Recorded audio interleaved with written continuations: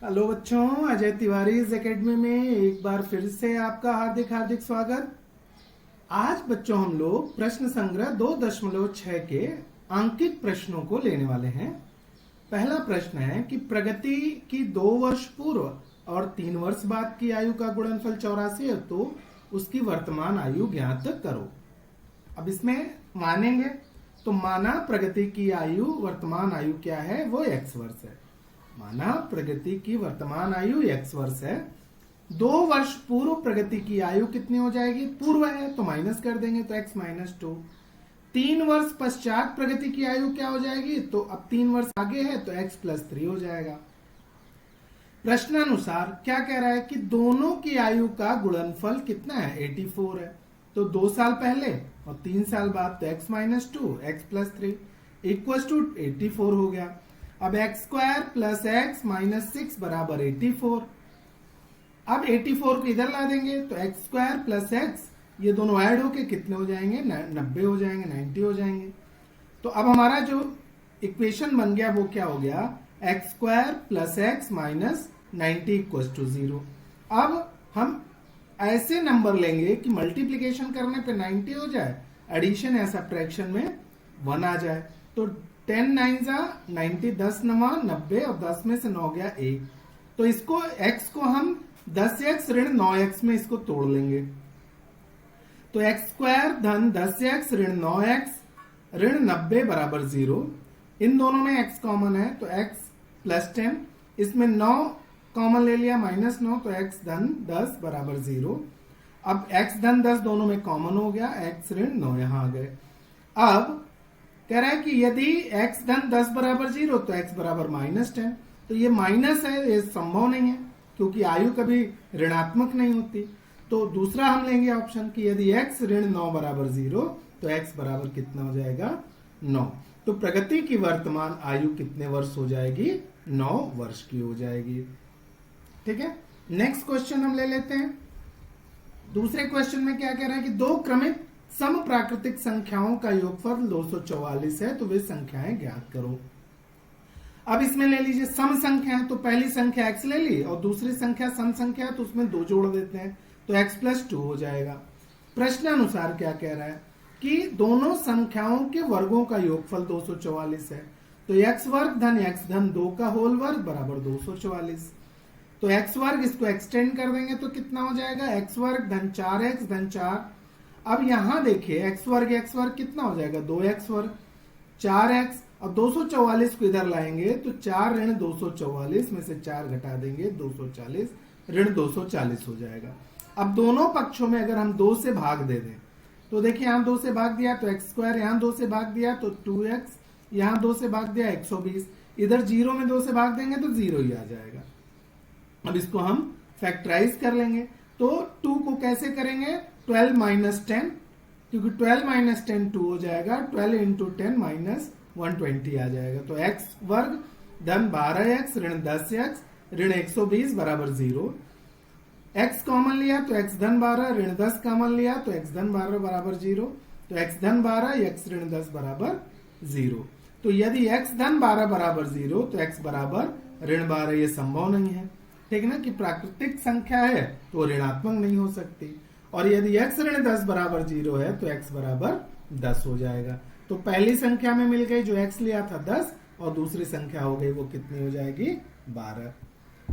तीसरा सवाल कह रहा है कि मधुसूदन के संतरा के बगीचे में आड़ी कतार में पेड़ों की संख्या खड़ी कतार के पेड़ों की संख्या से 5 अधिक है। यदि संतरे के बगीचे में कुल 150 पेड़ हों तो आड़ी तथा खड़ी कतार में पेड़ों की कितनी संख्या होगी। अब यहाँ पे देख लिया, माना खड़ी कतार में कितनी है, x है, तो आड़ी कतार में कितने हो जाएंगे, 5 ज्यादा है तो x धन 5, और कुल पेड़ों की संख्या कितनी दे रही है, 150। तो अब कैसे करेंगे, इन दोनों का जो गुणनफल होगा खड़ी कतार और आड़ी कतार में वो 150 होगा।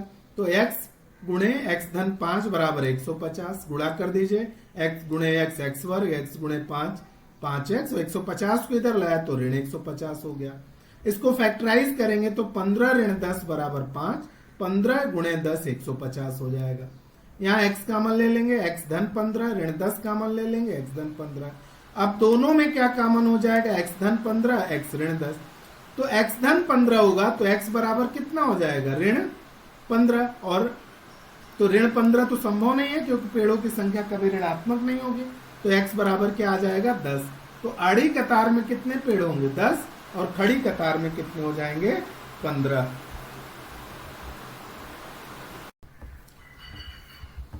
अब हम क्वेश्चन नंबर 4 ले लेते हैं। क्या कह रहा है क्वेश्चन नंबर 4 कि विवेक किशोर से 5 वर्ष बड़ा है, इनके गुणात्मक प्रतिलोम का योगफल 1/6 है, तो उनकी वर्तमान आयु ज्ञात करो।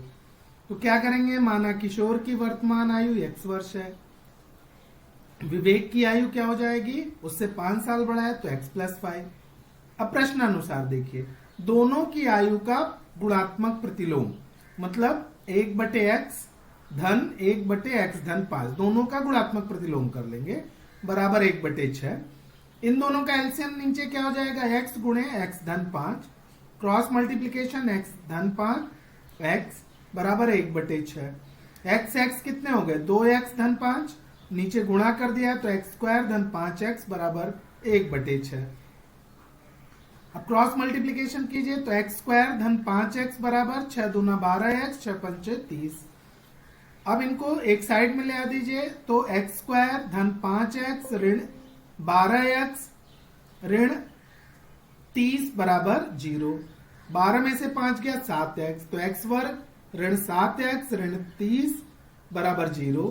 तो अब इनको 7 को तोड़ देंगे 7 को, तो 10 तिया 30, 10 में से 3 गया 7, तो 10x और 3x में इसको ब्रेक कर देंगे। तो ये क्या हो जाएगा, x कॉमन ले लेंगे, x - 10 प्लस 3 कॉमन ले लेंगे, x - 10 बराबर 0, x - 10 x प्लस 3 बराबर 0। अगर ये x ऋण 10 बराबर 0 होगा तो x बराबर कितना हो जाएगा, 10 हो जाएगा। और यहाँ क्या आ गया, x बराबर ऋण 3, तो ऋण 3 तो संभव नहीं है। क्यों, क्योंकि उम्र कभी ऋणात्मक नहीं होती। तो किशोर की आयु कितने वर्ष हो जाएगी, x माना था 10 वर्ष, और विवेक की आयु कितनी हो जाएगी, 15 वर्ष। 5वां सवाल है कि सुयश को गणित विषय की प्रथम जांच परीक्षा में प्राप्त अंक की अपेक्षा द्वितीय जांच परीक्षा में 10 अंक अधिक प्राप्त हुए। द्वितीय जांच परीक्षा में प्राप्त अंकों का 5 गुना प्रथम जांच परीक्षा के अंकों के वर्ग के बराबर हो तो जांच परीक्षा में कितने अंक प्राप्त हुए। तो माना पहली परीक्षा में सुयश को x अंक मिले तो दूसरी में x धन 10 हो जाएगा। प्रश्नानुसार क्या कह रहा कि पहली परीक्षा में जो मिला उसका वर्ग दूसरी परीक्षा में जो मिला उसके 5 गुने के बराबर है। तो x वर्ग बराबर 5 एकम 5x, 5 दहा में 50, इनको इधर ले आ देंगे तो x वर्ग ऋण 5x ऋण 50 बराबर 0। तो ये क्या हो जाएगा, x वर्ग ऋण 10x धन 5x ऋण 50 बराबर 0। 10 पचे 50, 10 में से 5 गया 5। अब यहाँ x कॉमन ले लेंगे तो x ऋण 10 और यहाँ क्या कॉमन ले लेंगे 5, तो x ऋण 10। अब दोनों में क्या कॉमन है, x ऋण 10 कॉमन है, तो बचा कितना, x धन 5 बराबर 0। तो x ऋण 10 बराबर 0 होगा या x धन 5 बराबर 0। तो x बराबर कितना हो जाएगा 10 या x बराबर ऋण 5। तो ऋण 5 तो संभव नहीं है। तो सुयश को प्रथम जांच परीक्षा में कितने अंक मिले, 10 अंक मिल गए।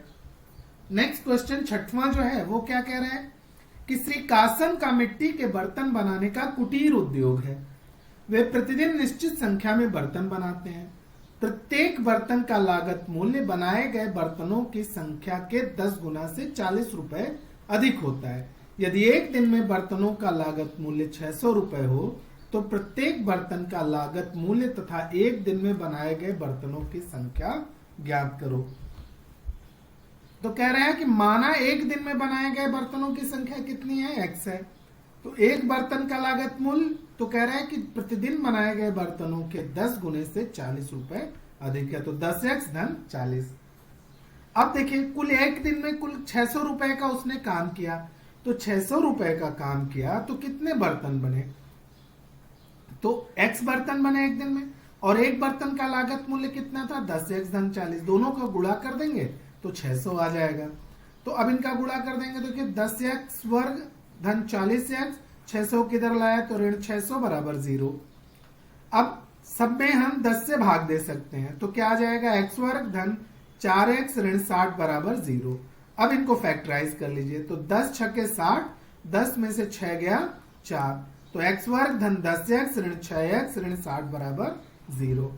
तो x धन 10, यहाँ x कॉमन लिया तो x धन 10, यहाँ 6 कॉमन लिया तो x धन 10 बराबर 0। x धन 10 कॉमन हो गया, x ऋण 6 बराबर 0। तो अगर x धन 10 बराबर 0 तो x बराबर ऋण 10, ये संभव नहीं है। और यदि x ऋण 6 बराबर 0 तो x बराबर 6। तो एक दिन में बनाए गए बर्तनों की संख्या कितनी हो गई, 6, और एक बर्तन की कीमत कितनी हो गई, 100 रुपए। नेक्स्ट क्वेश्चन है 7वां, कि किसी नदी में नाव से प्रवाह के विपरीत 36 किलोमीटर जाकर उसी स्थान पर वापस आने में प्रतीक को 8 घंटे लगते हैं। यदि शांत पानी में नाव का वेग 12 किलोमीटर प्रति घंटा हो तो नदी का प्रवाह वेग ज्ञात करो। तो माना नदी का प्रवाह वेग कितना है, x किलोमीटर प्रति घंटा है। तो प्रवाह की दिशा में, तो प्रवाह का वेग धन नाव का वेग, तो दोनों कितना हो जाएगा, 12 धन x। और प्रवाह के विपरीत दिशा में नाव का वेग कितना हो जाएगा, 12 ऋण x। फिर हमें मालूम है कि समय क्या होता है, दूरी बटे चाल। तो समय कितना लग रहा है, 8 घंटे। तो जाने में कितना लगेगा, 36 किलोमीटर जाने में, और ये 12 धन x हो जाएगा। और आने में 36 घंटे, तो 12 ऋण x। दोनों का एलसीएम ले लेंगे तो 12 धन x गुणे 12 ऋण x, तो 12 का वर्ग ऋण x का वर्ग, ये क्रॉस मल्टीप्लीकेशन हो जाएगा। तो 36 12 ऋण x, यहाँ पे 36 12 धन x, गुणा कर देंगे तो 36 में 12 का गुणा किया तो 432 ऋण 36x, 432 धन 36x, और ये क्रॉस मल्टीप्लीकेशन 8 ब्रैकेट में 144 ऋण x का वर्ग। ठीक है, तो दोनों को जोड़ दीजिए अगर, तो ये कितने हो जाएंगे, 864। क्यों, क्योंकि यहाँ ऋण 36 धन 36 ये कट गए हैं और ये 8 नीचे आ जाएगा और बचेगा यहाँ कितना, 144 ऋण x का वर्ग। तो x वर्ग बराबर क्या हो जाएगा, 144 ऋण 108 बराबर 36। तो x बराबर 6। तो नदी के प्रवाह का वेग कितना हो जाएगा, 6 किलोमीटर प्रति घंटा। 8वां सवाल कह रहा है कि किसी काम को पूरा करने के लिए पिंटू को नीसू से 6 दिन अधिक लगते हैं। दोनों मिलकर वही काम 4 दिन में पूरा कर लेते हैं। उस काम को अकेले पूरा करने के लिए प्रत्येक को कितने दिन लगेंगे। अब यहां देखिए कि माना निंसू को x दिन लगते हैं तो पिंटू को कितना, 6 दिन ज्यादा, तो x धन 6। तो एक दिन में पिंटू कितना काम करेगा, निशु 1/x, और एक दिन में पिंटू कितना काम करेगा, 1/x धन 6। और दोनों मिलकर एक दिन में जो काम करेंगे वो 1/4 काम हो जाएगा। अब प्रश्नानुसार दोनों के एक दिन का काम कितना, 1/4। तो 1/x धन 1/x धन 6 बराबर 1/4। दोनों का एलसीएम ले लेंगे तो x गुणे x धन 6, क्रॉस मल्टीप्लीकेशन किया तो x धन 6 धन x बराबर 1/4। तो x धन x 2x धन 6 गुणा कर दिया नीचे तो x का वर्ग धन 6x बराबर 1/4। क्रॉस मल्टीप्लीकेशन करेंगे तो x वर्ग धन 6x बराबर 4 दूनी 8x, 4 छंग 24। सबको एक साथ ले लेंगे तो 8 में से 6 गया, ऋण 2x आ जाएगा। 24 इधर आएगा तो ऋण 24 हो जाएगा। तो इसको जब हम फैक्टराइज करेंगे तो 6 चौके 24 और 6 में से 4 गया 2, तो x वर्ग ऋण 6x धन 4x ऋण 24 बराबर 0। अब x ऋण 6, x कॉमन लिया तो x ऋण 6 धन 4 कॉमन लिया तो x ऋण 6, तो x ऋण 6 कॉमन हो जाएगा, x धन 4 बराबर 0। तो x ऋण 6 बराबर 0 तो x बराबर कितना हो जाएगा, 6। x धन 4 बराबर 0 तो x बराबर कितना हो जाएगा, ऋण 4। तो ऋण 4 संभव नहीं है, तो x बराबर 6 ही माना जाएगा। तो नीसू उसी काम को अकेले 6 दिन में कर सकता है और पिंटू उसी काम को अकेले 12 दिन में कर सकता है। 9वां देखिए, कह रहा है कि संख्या 460 को किसी प्राकृत संख्या से भाग देने पर भागफल भाजक के 5 गुने से 6 अधिक तथा शेषफल 1 आता है, तो भागफल तथा भाजक कितना होगा। तो मानेंगे, माना भागफल, भाजक क्या है, x है। तो एक फॉर्मूला होता है भाज्य बराबर भाजक गुणे भागफल धन शेषफल। तो भाज्य कितना है 460, भाजक कितना है x, और भागफल कितना है 5x धन 6 और धन 1, तो 1 इधर आ जाएगा तो कितना हो जाएगा 460 ऋण 1, तो ये 459 हो जाएगा।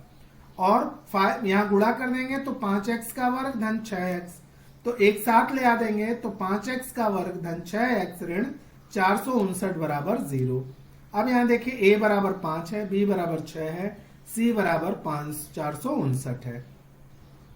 तो सबसे पहले बी स्क्वायर माइनस 4ac ले लेंगे, तो बी स्क्वायर माइनस 4ac बराबर 6 का वर्ग ऋण 4 गुणे 5 ऋण 459। गुणा कर दिया तो कितना आया, गुणा करने पर जोड़ने पे 9216। तो करणी में बी स्क्वायर माइनस 4ac कितना आ जाएगा 9216 बराबर 96।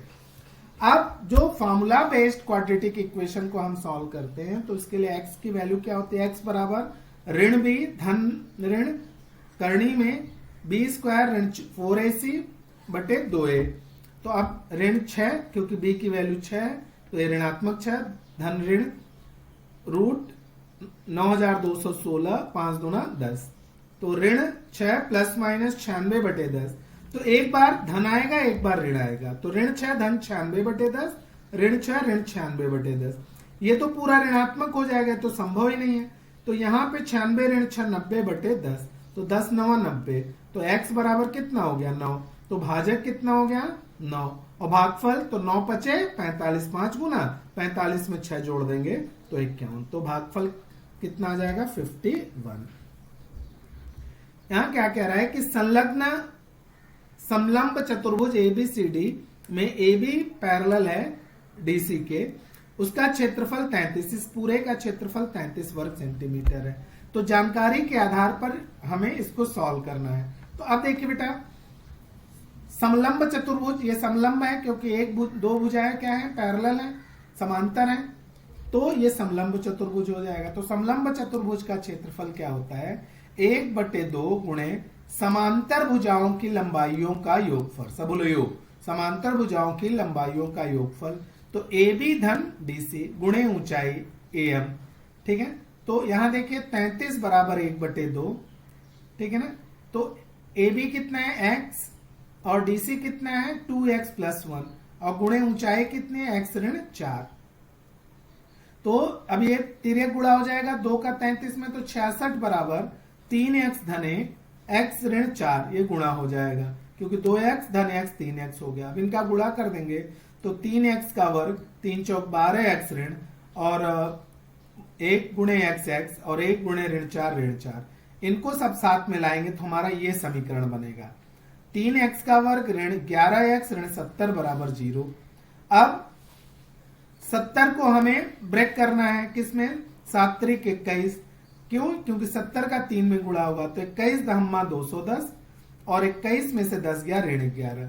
तो यहाँ पे कॉमन ले लेंगे 3x, तो x ऋण 7, यहाँ 10 कॉमन ले लेंगे तो x ऋण 7, दोनों में x ऋण 7 कॉमन है तो 3x धन 10, तो x ऋण 7 बराबर 0, तो x बराबर 7 और 3x धन 10 बराबर 0, तो x बराबर ऋण 10 बराबर 3।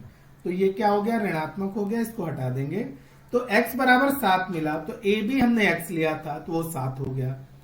BC क्या लिया था x ऋण 2, तो 7 ऋण 2 बराबर 5 और BC और AD बराबर थे तो BC और AD दोनों कितने हो जाएंगे 5 और DC कितना होगा 2x धन 1, तो 2 सत्ते 14 धन 1 15। तो इस तरह से हमारा ये प्रश्न संग्रह खत्म होता है।